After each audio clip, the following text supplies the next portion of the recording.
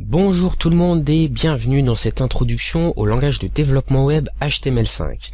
Alors je vous demande dans ce tutoriel d'être assez indulgent puisque c'est un assez gros travail de vous expliquer tout ça et j'ai pas de notes, c'est-à-dire que je vais improviser, je connais l'HTML5, je vais essayer d'expliquer au mieux, mais il est possible qu'il y ait des erreurs dans ce que je dis, des erreurs volontaires, quelque chose que je saurais mal, c'est possible aussi, mais surtout des erreurs involontaires, puisque moi je le connais et j'essaie d'expliquer le plus de choses qui me paraissent normales quand je développe en HTML, pour que vous puissiez vous comprendre.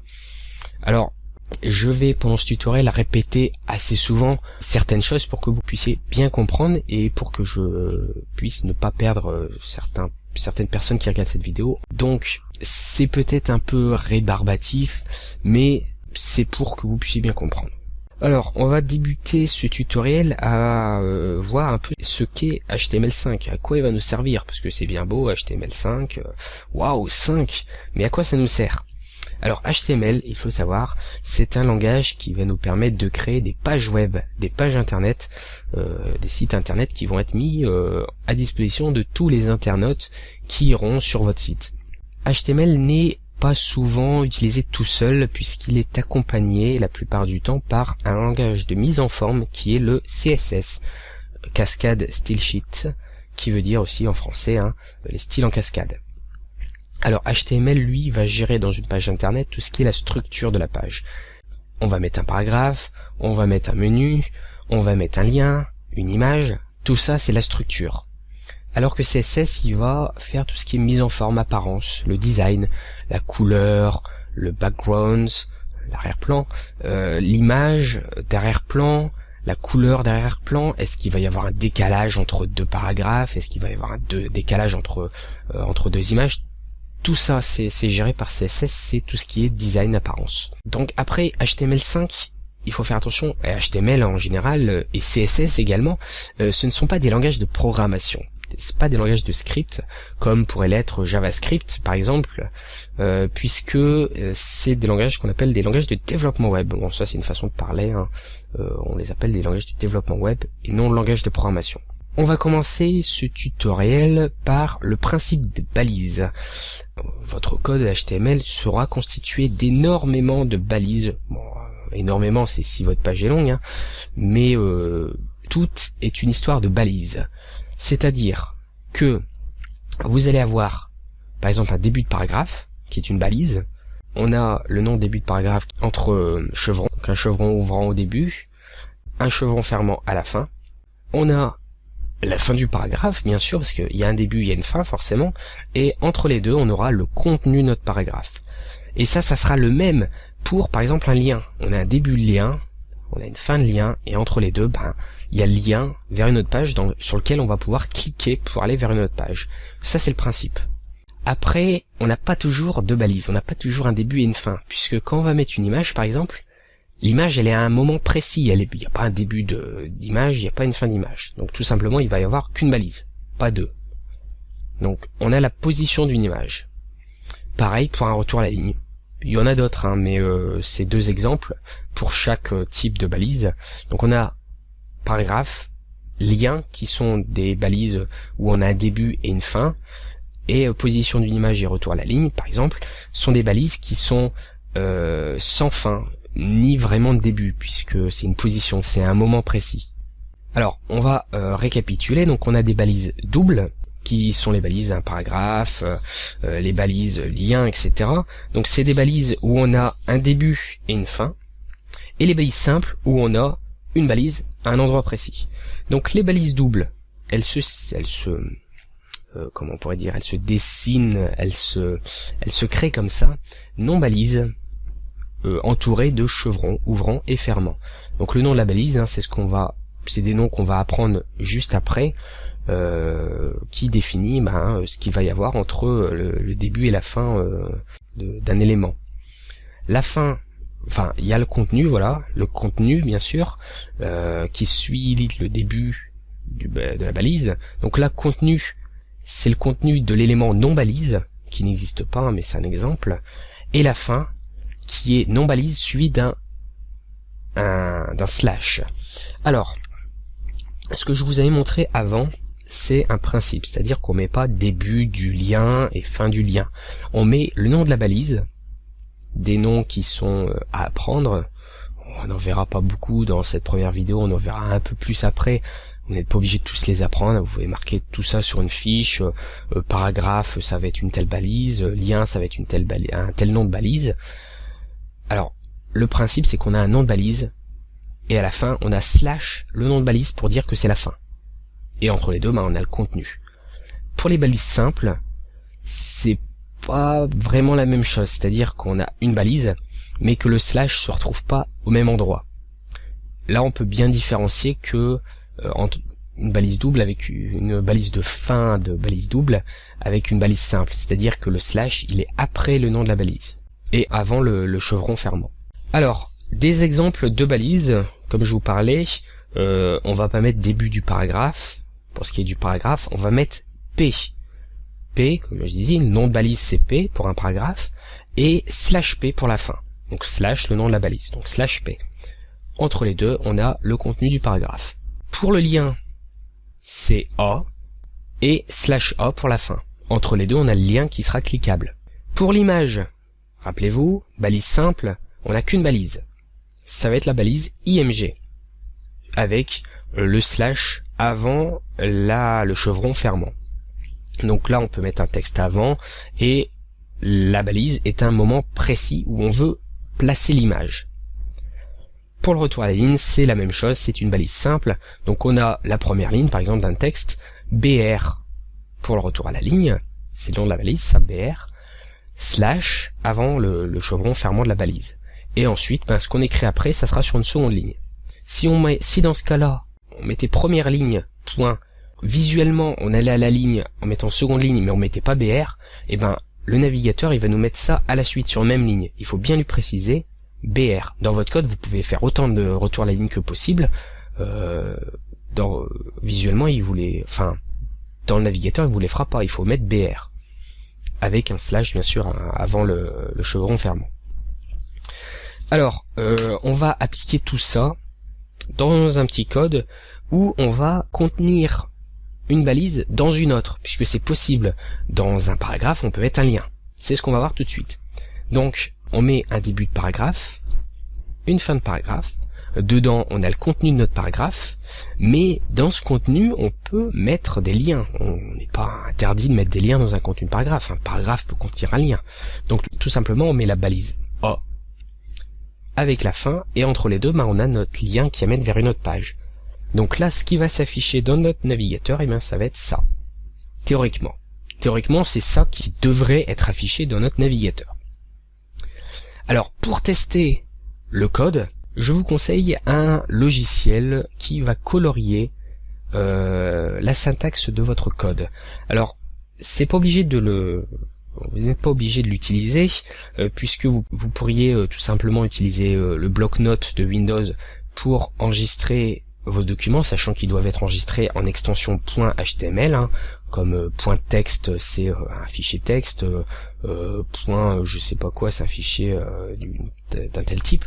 Point .html, c'est les fichiers de type HTML qu'on va pouvoir double-cliquer dessus pour les lancer dans le navigateur. Le bloc-notes permet d'écrire notre code et de les enregistrer en .html. Mais le bloc-notes, votre code, il est tout noir, il n'y a pas de colorisation. Alors que si vous utilisez le logiciel Notepad++, vous pourrez avoir une colorisation syntaxique du code pour bien différencier les balises avec le texte de contenu des éléments décrits par les balises. Pour télécharger Notepad++, vous allez sur leur site internet, notepad-plus-plus.org, plus en toutes lettres, /fr/download. Dans cette page qui s'affichera, vous cliquez sur le gros bouton, vous pouvez pas le louper, le bouton Download, avec le petit logo du caméléon de Notepad++, vous cliquez dessus, vous enregistrez le fichier d'installation du logiciel sur votre ordinateur, vous l'exécutez, vous installez le logiciel comme vous installiez un logiciel quelconque. Il n'y a pas de caractéristiques difficiles. Vous cliquez sur suivant, terminé. C'est assez facile. Une fois qu'il est installé, ce logiciel, vous pouvez double-cliquer sur l'icône de Notepad++ et il va vous afficher cette fenêtre.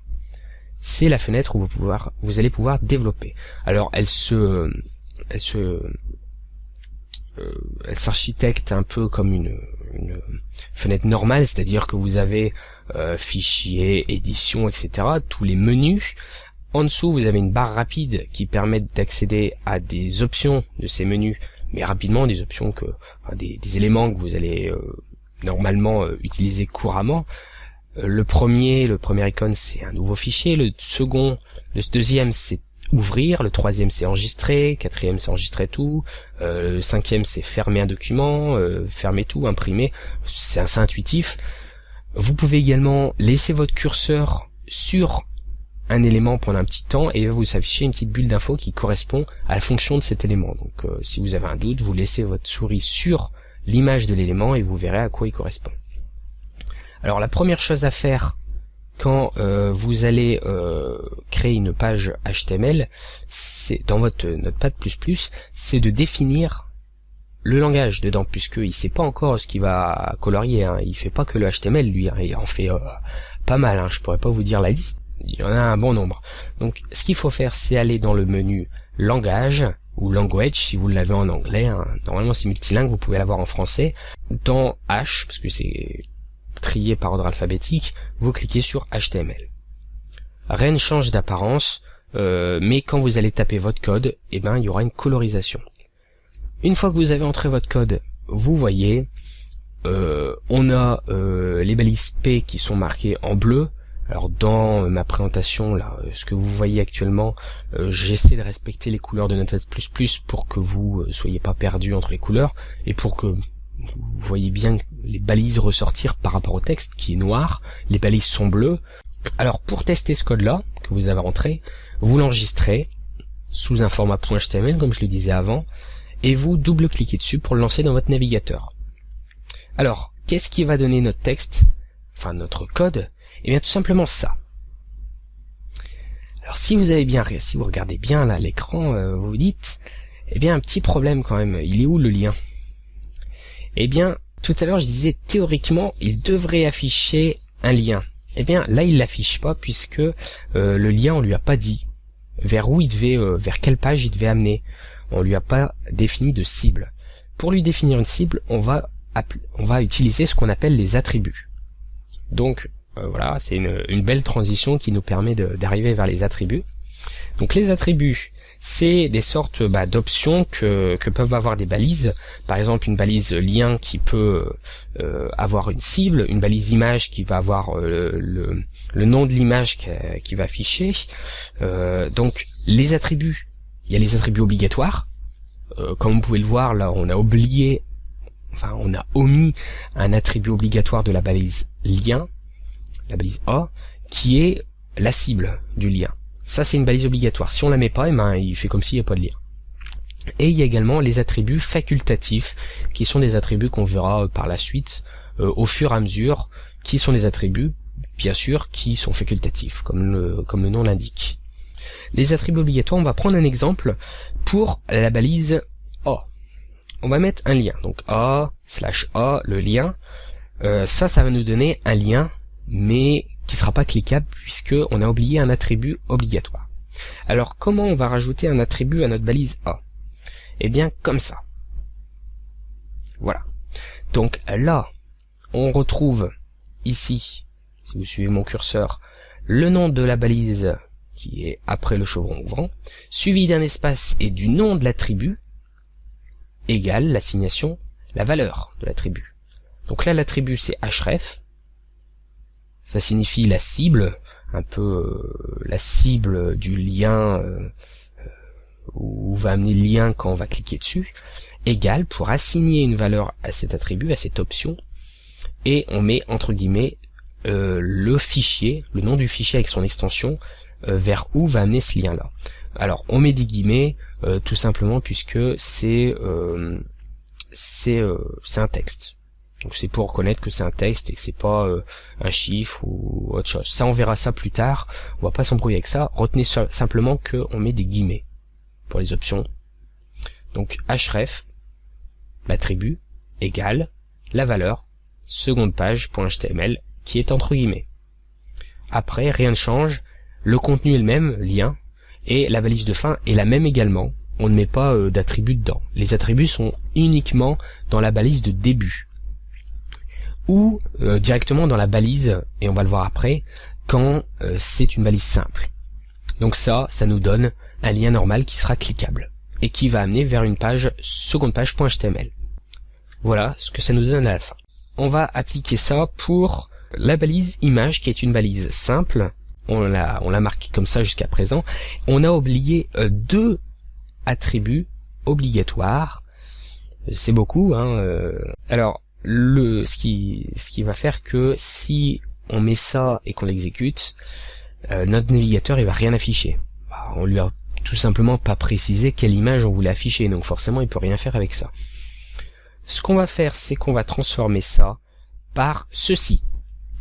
Voilà, donc on a un premier attribut obligatoire qui est l'attribut src, qui permet de définir le fichier image qu'on veut afficher. Donc pareil, le même principe qu'au-dessus, c'est-à-dire qu'on a l'attribut égal carré-jaune.png qui est entre guillemets. Et bien sûr, ça se finit, comme là ça se finissait par un chevron fermant, là ça se finit par slash et chevron fermant, puisque c'est une balise simple, une balise, on pourrait dire aussi orpheline. Il y en a qui utilisent ce terme-là, c'est une balise unique, qui n'a pas de début ni de fin, c'est une balise à un moment précis, comme on l'a vu juste avant. Donc ça va nous afficher l'image. Alors je vous ai dit, là ça fonctionne, mais je vous ai dit, il y a un autre attribut obligatoire. Ça n'empêche pas que ça fonctionne, mais le deuxième attribut est obligatoire et on va voir après, puisque si on le met pas, on respecte pas les normes de langage. Les normes de langage, qu'est-ce que c'est? Bien, c'est tout simplement les règles, ce qu'on doit respecter, pour qu'il n'y ait pas de bug et pour que ça soit correct. Alors, le deuxième attribut, c'est l'attribut alt, qui permet de mettre une description à cette image-là. C'est-à-dire que on a l'attribut alt qui vaut un carré jaune, qui est entre guillemets, puisque c'est toujours un texte. Si l'image ne s'affiche pas, il connaît pas l'image, il y a un bug, et bien à la place de l'image, le texte un carré jaune va s'afficher. Par exemple, si votre image vous l'avez pas créée et que vous essayez de l'insérer, au lieu de vous mettre un gros bug d'image, n'a pas trouvé l'image ou une croix sur certains navigateurs, il va vous afficher un carré jaune. Donc ça, c'est correct. On a mis les deux attributs obligatoires. Après, il y a des autres attributs facultatifs qu'on verra par la suite. Alors, pour la suite, on va reprendre notre exemple de tout à l'heure. Donc, je vous rappelle, c'était un paragraphe avec dedans un texte et un lien. Sauf que ici, on va mettre href. On va pas oublier l'attribut obligatoire, puisque sinon le lien il va passer outre. Et comme on n'a pas créé d'autres pages, on va mettre href avec les guillemets sans rien dedans. Donc tout simplement ça sera cliquable, mais quand on cliquera dessus, il fera rien. La balise de fin de A et le lien cliquable. Alors ça va afficher ceci. Et là c'est plus du théorique. Dans la pratique, et vous pouvez tester le code puisque je vous les ai montré comment faire, ça fonctionne. Ça fait exactement ce qu'on peut voir dans le carré gris ici. Donc si vous cliquez sur ce lien, rien ne se passera, enfin vous reviendrez sur la même page, vous quitterez même pas la page, rien ne se passe, mais au moins vous avez utilisé l'attribut obligatoire. Et quand vous aurez besoin de rediriger vers une autre page, vous mettrez le nom du fichier avec son extension entre les guillemets. À cet exemple, on va reprendre l'exemple, on peut rajouter, pour utiliser un peu tout ce qu'on a vu, la balise image. Alors, un petit peu de réflexion. Regardez bien ce code-là. Donc, je mets BR pour retour à la ligne, et l'image, image.png que je veux afficher, avec comme attribut alt une image. Si je prends ce code tel quel, que je le mets dans mon éditeur de code Notepad++ ou bloc-notes, etc. J'enregistre sous format .html, je le lance avec mon navigateur, qu'est-ce qui va s'afficher? Il va s'afficher ceci. L'image ne va pas venir s'afficher puisque je ne l'ai pas créé. J'ai tout simplement, comme je vous l'avais dit, pris ce code-là et mis dans Notepad++ et enregistré et exécuté. Vous voyez bien, et ça vous pouvez le faire en même temps que moi, il y a bien l'application du image.png il le trouve pas, donc il va remplacer par le texte une image. Vous pouvez le voir comme ça. Alors après, ça dépend des navigateurs. Par exemple, si vous testez ça sur Firefox, vous aurez exactement ça. Si vous testez ça sur Internet Explorer, vous aurez une petite image à côté d'une image, qui signifie que à la place de ça, il y aurait dû avoir une image. Si vous utilisez Google Chrome, vous verrez un carré blanc. Normalement, il devrait s'afficher une image, mais comme le carré est trop petit, le carré où devrait être l'image, on voit pas une image. Mais normalement, si on agrandit ce carré-là, et on le verra après, on devrait voir une image. Mais le principe, c'est ça. C'est-à-dire que il n'arrive pas à afficher image.png, il va afficher à la place le texte qui est dans l'attribut alt. Là, c'est bien beau, on a fait tout ce qui était visuel dans notre page HTML. Mais notre page HTML, elle a tout d'abord une structure, c'est-à-dire qu'il y a un début, il y a une fin à la page HTML, et il y a une partie qui concerne ce qu'on est en train de faire, qui est le visuel, mais après il y a une partie non visuelle. Donc alors on va voir la structure d'une page HTML. Alors une page HTML, elle commence toujours par la déclaration de quel langage on va utiliser pour faire cette page. Dans notre cas, c'est l'HTML, donc on va entrer cette ligne qui est un peu particulière, qui n'a pas vraiment d'explication, il faut l'entrer telle quelle. Ça veut dire, on va utiliser HTML5. Donc c'est doctype HTML entre chevrons avec un point d'exclamation au début. Ensuite, on a le début de notre document qui va être matérialisé par une balise HTML. Ça c'est intuitif, on aura le début, la fin. Au-dessus et en dessous, on peut pas mettre de contenu. On peut pas mettre un paragraphe au-dessus ou en dessous au-dessus de cette balise HTML ou en dessous de la balise de fin d'HTML. Ça sera entre les deux. Mais entre les deux, on peut pas encore mettre directement le contenu. Il y a encore deux parties. Il y a le contenu en tête, qui contient tout ce qui est pas visuel, et le contenu body, qui est le contenu corps de la page, qui contient tout ce qui est visuel, par exemple nos paragraphes. Ça, on peut le mettre dedans. Entre les balises id, on peut mettre une balise title, qui est une balise de titre. Title, c'est titre en anglais. Et dedans, on peut pouvoir mettre un titre à notre page, qui sera écrit dans l'onglet du navigateur quand on explorera la page HTML qu'on a créée et qu'on a lancée avec le navigateur. Après, il y a d'autres balises qu'on peut mettre dans id, mais on va pas les voir maintenant, on attendra de les voir. Là, on fait au plus simple, ça c'est vraiment le minimum. Ça, ce que vous voyez devant vous, c'est le minimum d'une page HTML. Ensuite, on va pouvoir, par exemple, rajouter notre contenu, notre paragraphe avec l'image qui s'affiche pas parce qu'elle n'est pas créée et le lien qui ne mène vers rien. Voilà. Sans le paragraphe, c'est le document strict minimum HTML. Là, tout ça avec notre paragraphe, etc. Et c'est ce qu'on appelle un document valide W3C. C'est-à-dire qu'on respecte toutes les normes. On n'a pas oublié d'attributs obligatoires, on a bien mis une en-tête, un body, on a bien mis le document HTML, on a bien déclaré que c'était du HTML, etc.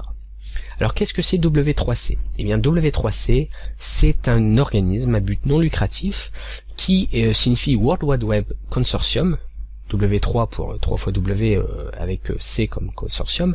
C'est donc un organisme qui a été créé en 1994. Alors à l'heure où je fais la vidéo, à quelques jours près, il a 18 ans cet organisme. Il y a plein d'entreprises membres de cet organisme. Il y en a exactement 378 en 2012 actuellement, dont des connus comme Apple, comme HP, comme Cisco, comme IBM et énormément d'autres, des pas connus, des moyennement connus, des très connus. Il y a un peu de tout. Si vous voulez consulter la liste actuelle des entreprises membres de cet organisme à but non lucratif, vous pouvez aller sur ce lien-là, www.w3org/consortium/member/list. Alors cet organisme, qu'est-ce qu'il fait ? Eh bien, il s'occupe des normes des langages de développement web, comme le CSS, l'HTML, toutes les versions de l'HTML, le XHTML également, qui précédait l'HTML5. Les normes de ces langages-là sont gérées par le World Wide Web Consortium. Alors, comment valider un document qu'on a fait, notre code HTML, pour savoir s'il est aux normes ? Comme je vous ai dit, le document il est aux normes, moi je suis allé le valider, mais vous, comment vous pouvez aller faire valider votre code ?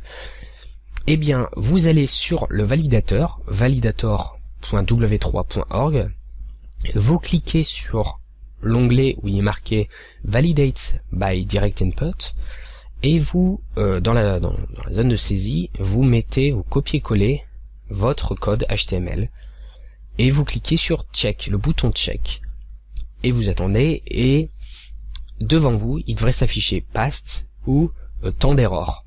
C'est-à-dire que votre document, si marqué Past, c'est que il est valide HTML5, vous avez bien respecté les normes du langage. S'il y a des erreurs, eh ben, elles sont précisées en dessous, c'est que vous devez corriger quelques petits trucs pour que ça soit aux normes. Voilà, j'espère que cette première partie du tutoriel, puisqu'il y en aura d'autres, bien sûr, on s'arrête pas là, il y a plein de choses encore à voir, si ce n'est du HTML, mais aussi du CSS. J'espère que ça vous aura plu, j'espère que vous avez compris. Si vous avez des questions, vous pouvez bien sûr et bien entendu me les poser dans les commentaires. Vous pouvez donner vos codes que vous avez fait, que vous comprenez pas pourquoi le validateur dit qu'il y a une erreur, vous comprenez pas ce qu'il veut que vous corrigiez.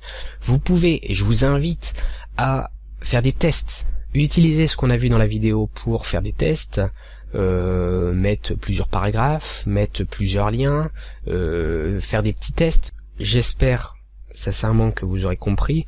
Si vous avez des questions, vous pouvez me les poser dans les commentaires, j'y répondrai dans une prochaine vidéo, directement sur les commentaires, ou alors dans une vidéo suivante, si vous avez posé les questions alors que j'avais déjà tourné la vidéo suivante. Aussi, si vous avez des avis pour l'amélioration du comment faire des meilleurs tutoriels qui seraient plus compréhensibles, si j'oublie des choses, si j'aurais dû modifier quelque chose, je vous remercie d'avance de me signaler tout ça dans les commentaires ou par message privé sur YouTube.